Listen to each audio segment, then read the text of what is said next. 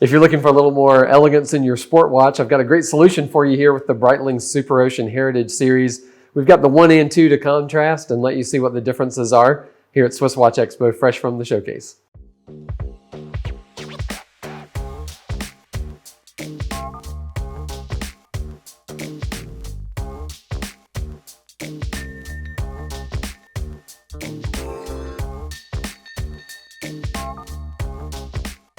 1957, we've talked about before here at SwissWatchExpo. It was a pivotal year in the history of watches and watch development. One of the watches that came out that year, in addition to all the other ones that we've talked about, was the Breitling Superocean. And this was an interesting time. Dive watches were really taking off. They were really increasing in popularity because water sports had become a lot more popular. People were exploring the ocean. Scuba diving had taken off. And people really wanted a way to wear a watch while they were involved in all sorts of water sports, and something that they could safely use to keep time. But it kind of bled through to the style of the period. If you were just on the beach, you still want a watch on your wrist that looks great and has that sporty elegance to it. So Breitling had the Superocean at the time. It was relaunched in 2007, 2008, the Superocean Heritage. It's contrasted with the Superocean watches that look like a lot more modern dive watch. These have the design cues, that sort of style at sea, sporty elegance feel to them that Breitling really wanted to push with these. And so I'll show you, for example, when you're looking at one of these watches, they have essentially straight lugs and you don't have big end pieces here connecting the bracelet. So it really has a retro look to it that you don't see with other dive watches. The crown does not have guards. It's just out there, similar to the way the watches looked in 1957. And the bezel is a lot more unadorned than what you see from true dive watches like the Omega Seamaster or the Rolex Submariner or Deep Sea or Sea Dweller, where they have all these extra marks from 0 to 15. That's required for a watch to be a true dive watch.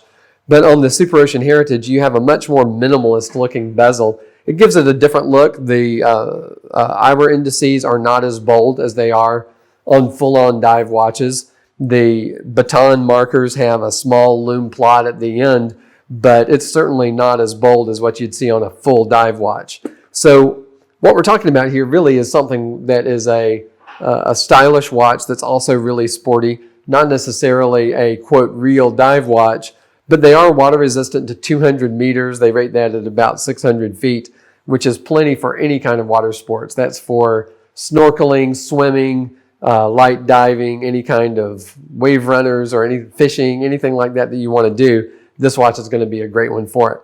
So when these came out in 2007, what you saw with this, I mean, they make a great case. You can see, I mean, they do fantastic high polished cases. They really look like they could take a beating. They're a real durable, very masculine looking case, and they made it in a few different sizes. This one is the A117-320. This is the Superocean Heritage 46. Of course, you guessed it, that means it's 46 millimeter. And at the heart of the movement, we call it the three-hand movement. It had the seconds hand, the hour hand, and the minute hand, and then the date at 6. That was based on an ETA movement, so it's rock solid, really durable. Very reliable movement. Absolutely nothing to complain about there. This one has the retro-looking 1960s-esque mesh bracelet. They call it the Milanese bracelet. And it has the Breitling high polish, real secure-looking clasp here with a double locking mechanism. So there's absolutely nothing wrong with this choice. I think this one is really great. And it really should be on your radar if you're looking for one of these sporty but elegant kind of watches.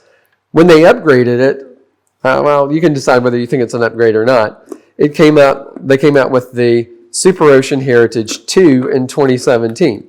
So when you look at these, yes, there are different sizes. The Superocean Heritage 2 comes in 42 millimeter, 44, and 46. Don't let the size fool you. We're just looking at the different attributes of the watch here.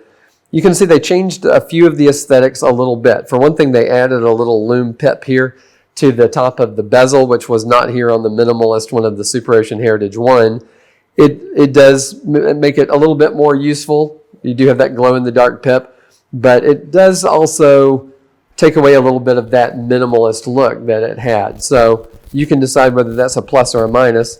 The bezel itself, you can see it has, on the original one, there's a little steel band right here inside the bezel, and it's gone from the Superocean Heritage 2.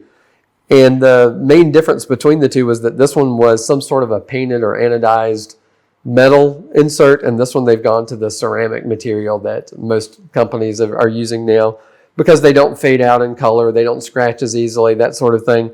And so it's a more durable bezel, but it does have a slightly different look to it because of that. They kept the dial essentially the same. The other big difference is the hands. When you look at the minute hand on the Superocean Heritage 2, it's a much more tapered hand, where this one is more of a long, straight hand. To me, this one's a little easier to read. They also kind of bisected the hour hand with this line in the middle that you don't have on the original one. I really kind of like how clean the original one looks and that it's a lot easier to read. But whether that bothers you or not, the fact that you're going to a ceramic bezel is a big upgrade. And then the movement they changed. The original one here, remember, was an ETA-based movement. On this one, the AB 2010 Superocean Heritage 2 42, made from 2017 through current model. It's a B20 movement, which is based on an agreement that Breitling has with Tudor. So it's really interesting because rather than duplicating each other's efforts, they got into an agreement where Tudor is making the in-house manufacture movements for Breitling that are the three-hand movement, and Breitling's making the chronograph movements for Tudor. So they're calling this an in-house movement, but it's in-house-ish because it's actually made, in conjunction with Tudor, made by Tudor for Breitling. So those two are easy to compare, but I also understand how they would be easy to mistake one for another unless you realize what it is you're looking for. On the chronograph side, we have here two versions. This one is the A13320. That's the Superocean Heritage 46 Chrono, and this was made from 2008 forward. It's a B13 movement, which is an ETA Valjoux 7750. We've talked about before, anytime you see this configuration of the subdials and the date at 3, you just know right off that's a 7750. It has its fans. I'm one of them. It's a bulletproof movement. When people push the buttons, there's a very definite start, stop, and reset feel to it. I like how definite it feels. Some people feel like it feels a little chunky, but personal taste. But it's a great movement. It has about a 42-hour power reserve. And again, you have the metal circle here inside the bezel. You have the painted or anodized metal bezel insert. You have the bar hand, the less tapered version of it, and about a 42-hour power reserve. So when the upgrade came along in 2000, let's say this one was 2017. In 2017, when the Superocean Heritage 2 Chrono came out, this one's a 44 millimeter version, but again, you can see it's the ceramic bezel. It has the change in the hands, complete change in the configuration of the Chrono because it goes from a 7750 to an in-house B01 manufacturer movement. This one has about a 70-hour power reserve. It's a very fine movement. The biggest complaint that people had against the new Superocean Heritage 2 was the price. Because they're getting the ceramic bezel, they're getting the in-house movement, the price necessarily had to go up quite a bit. But here at SwissWatchExpo, what we see is that the prices aren't that far off between the original Superocean Heritage and the Superocean Heritage 2. So if you like the changes, but you didn't like the price, look at our collection at SwissWatchExpo. Just type in Superocean, that's one word, Heritage 2, that's 2 I's. In the search bar, you'll be able to see what we have in stock. Give us a call, and we'll be happy to discuss our inventory with you, explain what the differences are. If you missed something, of course, you can always just click replay on the video and hear it again. But either one is a great choice, depending on which aesthetic you like better, which movement you like better, which bezel. Either way, fantastic choice, and you can't go wrong with that style and elegance feel of the Superocean Heritages from Breitling.